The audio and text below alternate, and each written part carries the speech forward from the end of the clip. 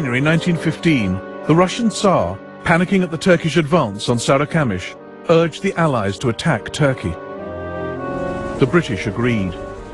This is one of the greatest campaigns in history. Think what Constantinople is to the east. It is more than London, Paris and Berlin, all rolled into one, are to the west. Think what its fall will mean. This was the battle which might turn the war. It could cut Germany's route to the east, unlock the Balkans, and open up Russia via the Black Sea. But first, the Navy would have to force its way through the Dardanelles Straits.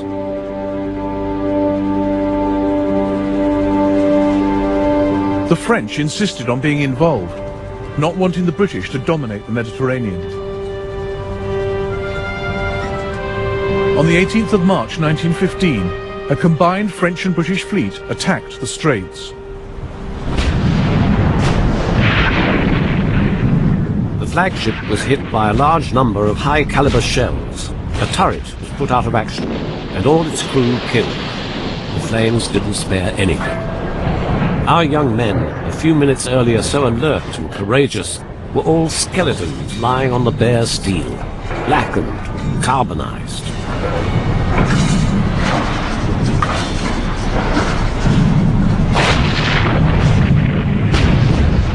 The Turkish guns survived the naval bombardment. The Allied ships were sitting ducks.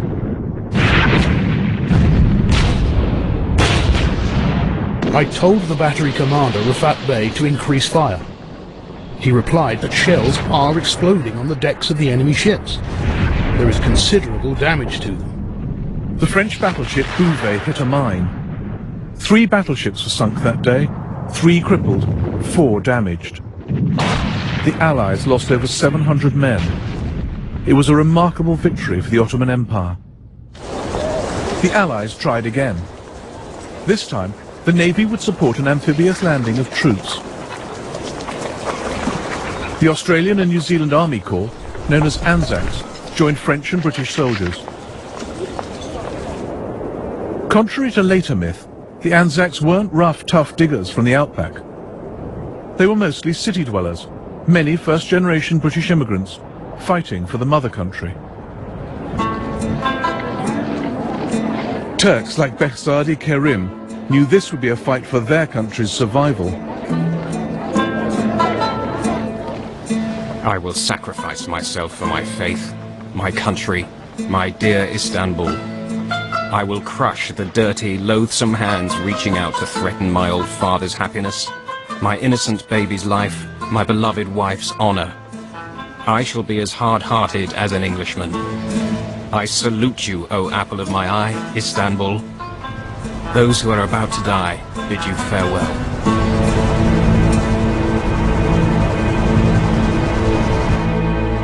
On the 25th of April 1915, 70,000 Allied troops went ashore on the peninsula of Gelibolu, Gallipoli.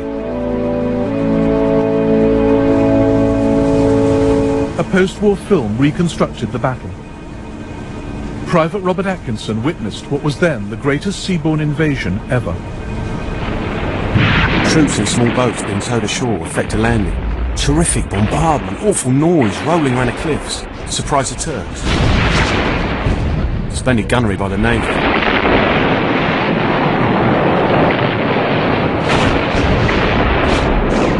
Awe-inspiring scene. My first experience of battle.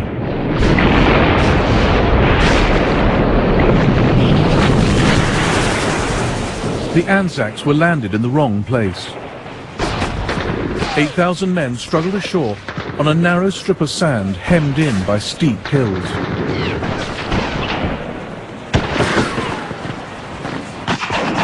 The men christened it Anzac Cove. The Turks welcomed us with shrapnel and sprayed up the sea all about us, but very few of us got hit. There didn't seem much organisation on the shore. In fact, it was disorganisation. Breaking out of Anzac Cove, the casualties soared. New Zealander William Malone blamed the folly and incompetence of Australian officers. Colonel Braun had no defensive position, no plan.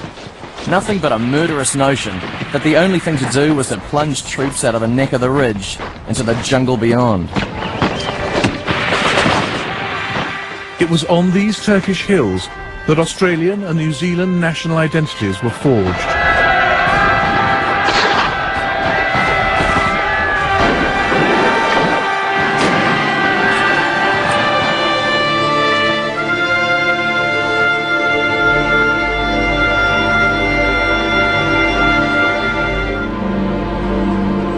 We were singing "This Bit of the World Belongs to Us." Much swearing and cheering, we charged up a hill so steep in places we could only just scramble up. Clean over a machine gun we went, men dropping all around me. It was mad, wild, thrilling. The Anzacs would have had an easier time if it had been left to the German general Liman von Sanders. He was holding troops back for an attack 9 miles away that never came. But a 34-year-old Turkish officer, Mustafa Kemal, climbed the peak of Çanakkale and saw the Anzac troops approaching, and his own men fleeing. "Why are you running away?" I asked. "The enemy, sir," they said. "You mustn't run away from the enemy. We've no more ammunition," they replied.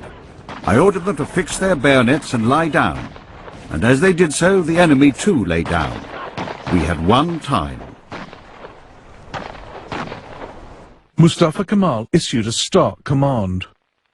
"I don't order you to attack. I order you to die. By the time we are dead, other units and commanders will have come up to take our place." He sent an angry letter to Enver Pasha, damning their German allies. Liman von Sanders did not know either our army or our country, and did not have time to study the situation properly. I urge you strongly not to rely on the mental ability of the Germans headed by von Sanders, whose hearts and souls are not engaged as ours are in the defense of our country. The Turks contained the Anzac breakout at the Cove.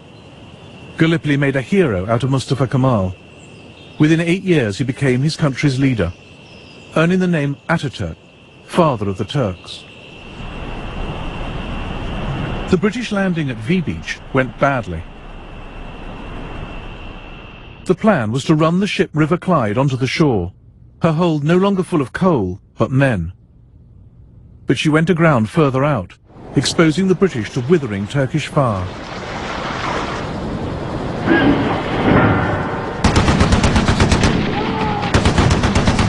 The enemy commanders were sending the men down the ramps.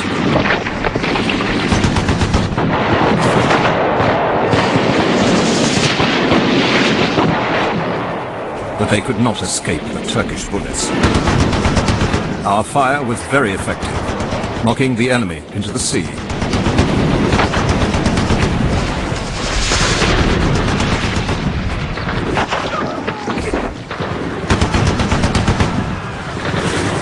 The shore at V Beach was full of enemy corpses, like shoals of fish. The color of the sea changed with the blood from their bodies.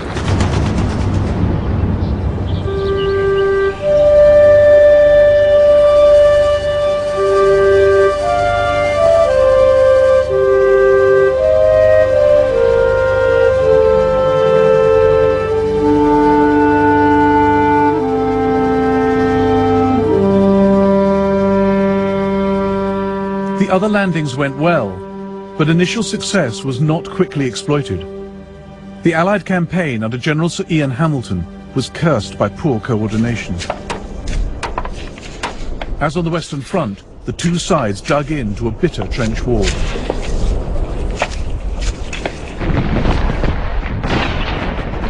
Here, an Australian cameraman scrambles back to help his assistant under fire.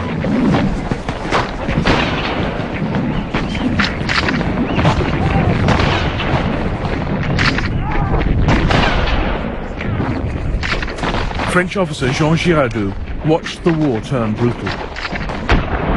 The Australians massacre all the Turks. One Australian told me that the Turks are their national enemy. The conditions at Gallipoli were terrible. Intense heat, bitter cold, little water. Major Burge wrote home to his mother. Respected Madam, sitting fearlessly about 200 yards from 2 million bloodthirsty Turks, I take up my pen. I forgot to mention I've got about 6 feet of solid earth between me and them. The sun is very hot and I am very thirsty. The only thing there is to drink is water that comes from a nasty well, which tastes as if it had a dead mule in it. However, we are given purifying tablets, which are very good, and make the water taste as if it had 2 dead mules in it.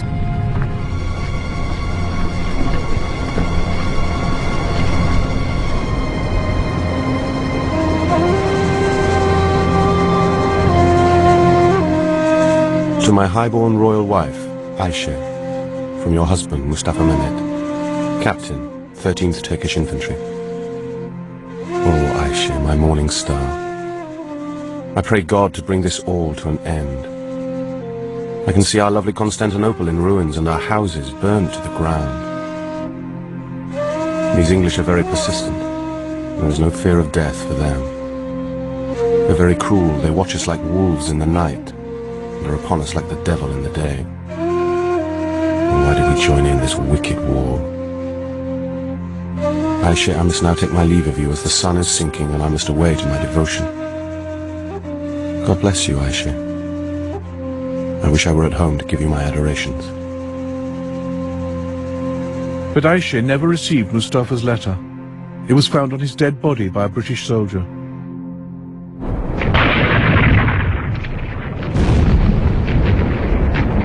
The Turks lost 10,000 men in one afternoon. As spring turned into summer, the stench of the dead became unbearable. Eventually an armistice was called to bury the dead.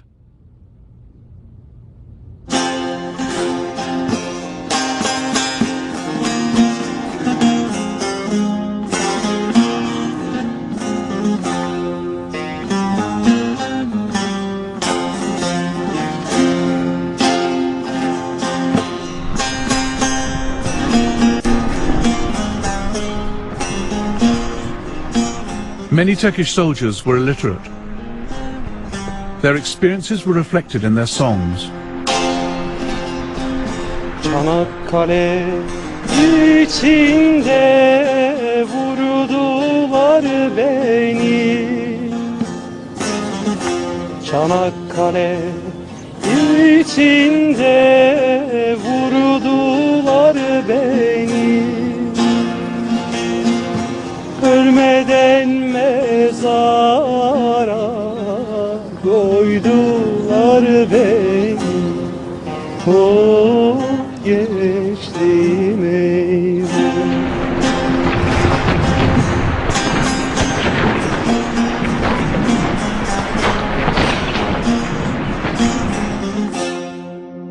Disease became a major killer, particularly typhus and dysentery.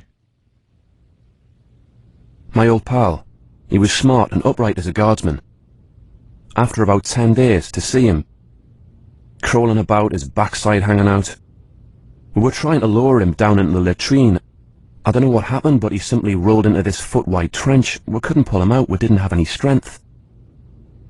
He drowned in his own excrement.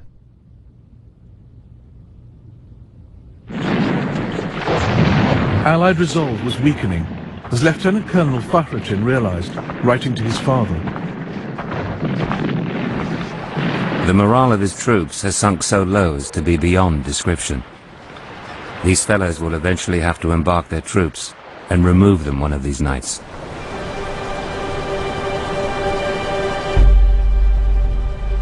On the 20th of December 1915, they did just that. Turkish officer İzzettin Bey was woken by the duty officer at 3 o'clock in the morning. They had spotted many frigates and military transport ships. They thought it was a new invasion, but on the contrary, the British were running away. Their situation had become hopeless. What had happened was victory and the will of Allah. Turkish troops enter abandoned Allied trenches. They did not fire on the retreating Allies, happy just to see them go. After 9 terrible months, the hills of Gallipoli fell silent. Both sides had suffered around 250,000 casualties. But for the Turks, it was a triumph.